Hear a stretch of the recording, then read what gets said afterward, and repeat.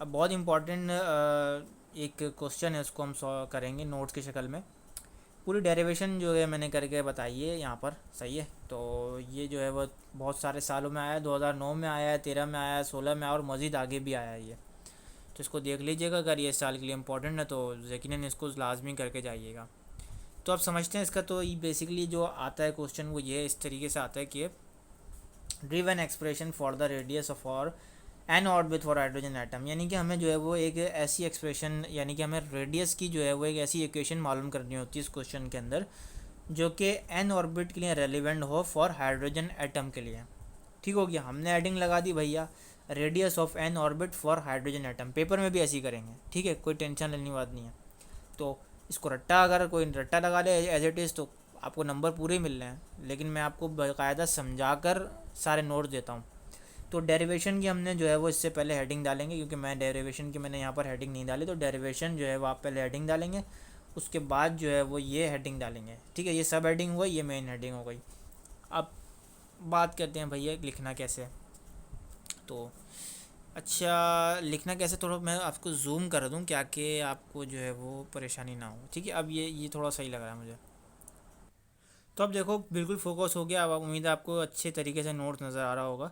तो अब देखो यहाँ पर मैंने अब इसको जो है वो लिखना कैसे है। तो देखो, to determine the radius of an orbit for hydrogen, consider hydrogen atom containing E revolving around a nucleus that E at a distance R. Simple Urdu में बताऊँ तो ये कहा जा रहा है कि हमने ये एक हाइड्रोजन एटम को कंसिडर कराया है कि ये हाइड्रोजन एटम है, हम जो है वो इसको सपोज कर रहे हैं।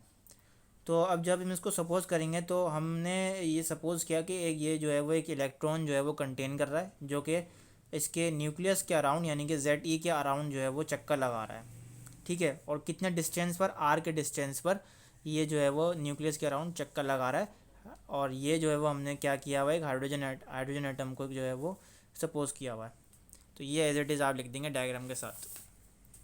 अब आगे देखो, आगे आगे आगे आगे, हाँ अब देखो आगे जो है वो क्या हो गया, आगे ये हो गया कि अब हमने लिखा to centripetal force of electron according to the Coulomb's law. हमने एक फार्मूला लगाया सेंट्रीब्यूटल फोर्स के तहत ना, और अकॉर्डिंग टू कॉलम्स लॉ के तहत। तो ये जो फार्मूला बनता है वो बनता है F=K Q1 Q2/R2। तो ये हम जो है वो एक फार्मूला लगा रहे हैं सेंट्रीब्यूटल फोर्स का, लेकिन किसके अकॉर्डिंग, कॉलम्स लॉ के अकॉर्डिंग। ठीक है तो ये फार्मूला ये सेंट्रीपिटल फोर्स का, लेकिन हम कॉलम्स लॉ के अकॉर्डिंग लगा रहे हैं, तो ये फार्मूला थोड़ा सा चेंज हो गया। ठीक है, वरना जो फार्मूला है ना सेंट्रीपिटल फोर्स का वो ये होता है m2 r। ठीक है, ये होता है फार्मूला किसके मुताबिक, सेंट्रीपिटल फोर्स के मुताबिक। तो बट हम जो है वो अकॉर्डिंग टू कॉलम्स लॉ के तहत लगा रहे हैं, तो इसलिए जो है वो ये फार्मूला लगाएंगे। अब यहाँ देखो FC Q1 जो आपका ZE आ गया, और Q2 हमारे पास इलेक्ट्रॉन आ गया। ठीक है, क्यों यहाँ कैसे आया, देखो ये रहा न्यूक्लियस ZE और E। तो ये जो आ गया Q1 आ गया, ये Q2 आ गया। सही है भाई। तो अब देखो यहाँ पर अब इसको जो है वो यहाँ पर मल्टीप्लाई होता है, ये मल्टीप्लाई हम करवा देंगे इसको, और सिंपल एज इट इज़ जो है वो ये ZE मल्टीप्लाई पर, जब E से मल्टीप्लाई होगा तो ZE2 हो जाएगा ये। ठीक है, अब इसको हम ऐसे छोड़ देंगे। अब जो है वो हम एक और लगाएंगे सेंट्रीफ्यूगल फोर्स जिसको हम कहते हैं। ठीक है, तो सेंट्रीफ्यूगल फोर्स आपको पता होना चाहिए कि इसका फॉर्मूला ये होता है mv² और r।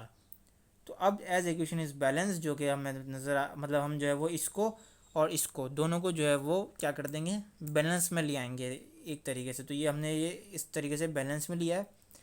और अब यहाँ पर इजीली जो है वो हम जो है वो R2 को उधर ले जाएंगे, mv² को नीचे ले जाएंगे इस तरीके से, और r से r कैंसिल, तो r बचा, और नीचे जो है वो बिल्कुल कुछ मतलब ये जो है पूरी एक इक्वेशन बन जाएगी, जिसको हम इक्वेशन नंबर A का नाम दे देंगे। तो अभी ये ख़त्म नहीं हुआ, अभी आगे और भी है।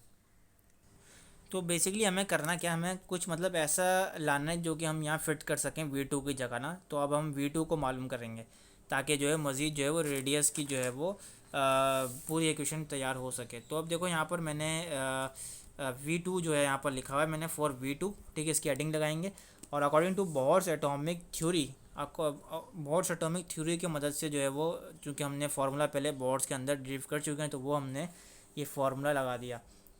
अब यहाँ देखो हमने क्या किया, हमने ये किया कि M और R को नीचे ले गए, V को अलग छोड़ दिया, क्योंकि हमें V2 की वैल्यू मालूम करनी है यहाँ पर ना। तो अब यहाँ देखो हमने क्या किया, taking square on both side कर दिया उधर। तो अब जब हमने बोथ साइड किया तो ये चीज़ें आ गई यहाँ पर। अब हम जो है वो दोनों में जो है वो इसका स्क्वायर लगा देंगे, सिंपल इसको अलग अलग कर देंगे, ब्रैकेट ख़त्म कर देंगे। तो ये जो है वो एक पूरी की पूरी V2 की वैल्यू यहाँ पर आ गई है। अब जो हम इस वैल्यू को जो है वो क्या करेंगे, एक्सप्रेशन इन मतलब उस जो हमने पहले बनाई थी ना इक्वेशन नंबर 1, उसके अंदर पुट कर देंगे, जो मैं आपको बता रहा था।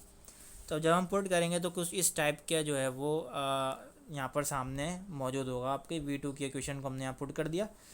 और देखो ये जो है ना, ये हमने इस तरीके से किया है, तो काफ़ी सारे बच्चे कन्फ्यूज़न का शिकार हो जाते हैं। ये देखो, ये यहाँ बेसिकली हमने V2 की वैल्यू को पुट कर दिया। तो ये जो है वो हमने यहाँ पर पुट कर दिया है V2 की वैल्यू को। एज इट इज़ आप करेंगे, बिल्कुल एज इट इज़ करेंगे, ठीक है। और अच्छे तरीके से, थोड़ा सा अच्छा लगेगा। मैंने थोड़ा सा जल्दी जल्दी इसमें लिखा हुआ है। तो अब देखो यहाँ पर आपने क्या किया, हमने ये किया कि भाई ये जो नीचे वाली वैल्यू है 4 पाई स्क्वायर एम स्क्वायर और आर स्क्वायर, इसको हमने उठा के ऊपर ले गए। ये ऊपर ले गए तो ये इस तरीके से ऊपर आ गई। अब जब ये ऊपर आ गए तो एम से एम कैंसिल हो गया, और आर जो ऊपर था वो यहाँ आ गया नीचे, तो ये आर से आर भी कैंसिल हो जाएगा। तो सिंपल जो बचने वाली चीज़ें हैं वो यहाँ पर हमने मतलब यहाँ पर लिखेंगे। और यहाँ पर जो बच रहा है वो यहाँ पर ये बच रहा है, इधर ये चीज़ जो है वो यहाँ पर बच रही है कि 1/r बच रहा है, और इसके अलावा ये वैल्यू बच रही है। तो अब जो है हम क्या करेंगे, इसका इन्वर्स कर देंगे कि get inverse both equation. Inverse से मुराद हम जो है वो इसको ऊपर ले जाएंगे, इसको नीचे ले जाएंगे, इसको ऊपर ले जाएंगे, इसको नीचे ले जाएंगे, ठीक है। तो ये ऊपर नीचे हमने कर दिया, ताकि हमें आर की वैल्यू मालूम करनी थी ना रेडियस की, वो जो है वो इधर पूरी की पूरी वैल्यू ये मालूम हो चुकी है। और ये above expression shows that the radius of an orbit of hydrogen atom, ये लिखना लाजमी है, ताकि चेकर जो एग्जामिनर होगा, जो चेक कर रहा होगा आपकी कॉपी, वो उसको समझ में आ जाए कि हाँ यहाँ तक जो है वो बच्चे ने रेडियस की पूरी एक्सप्रेशन ड्रीव कर ली है। तो यहाँ तक जो है वो इसका क्वेश्चन ख़त्म होता है। लेकिन अगर आपको इसकी आर की वैल्यू जो है वो दे दी जाए क्वेश्चन में, कि भाई अगर क्वेश्चन में बिल फर्ज दे दिया जाए कि भाई आर की वैल्यू भी निकाल के बताएं, पहले ड्रीव करें उसके बाद आर की वैल्यू भी निकाल के बताएं लॉन्ग में, तो बड़ा सिंपल है, आप जो है वो वैल्यूज़ को पुट कर दीजिएगा और आर की वैल्यू जो है वो आपके सामने मौजूद होगी। अब वैल्यूज़ क्या होंगी, देखो वैल्यूज़ बिल्कुल फिक्स होंगी इसकी ना।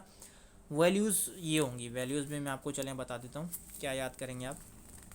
देखो ये वैल्यूज़ होंगी, एन की वैल्यू 1 होगी, एच की वैल्यू आपको पता होता है प्लैंक कांस्टेंट की वैल्यू, और पाई की वैल्यू भी सबको पता होता है 3.142। मास की वैल्यू आप ये याद कर लें, मास की वैल्यू की 9.11 एक्सपोनेंट -31। जेड की वैल्यू 1 होगी, और इलेक्ट्रॉन की वैल्यू भी सबको पता होती है 1.6 एक्सपोनेंट -19। तो ये वैल्यू जो है वो आप न्यूमेरिकल की अगर दे दिया जाए तो ये वैल्यू जो है वो आप याद करें, और इसके अंदर जब आप पुट करेंगे और आंसर निकालेंगे तो आर की वैल्यू भी इजीली आप निकाल सकते हैं, और आपको पूरे नंबर से मतलब पूरे नंबर आप ले सकते हैं इजीली।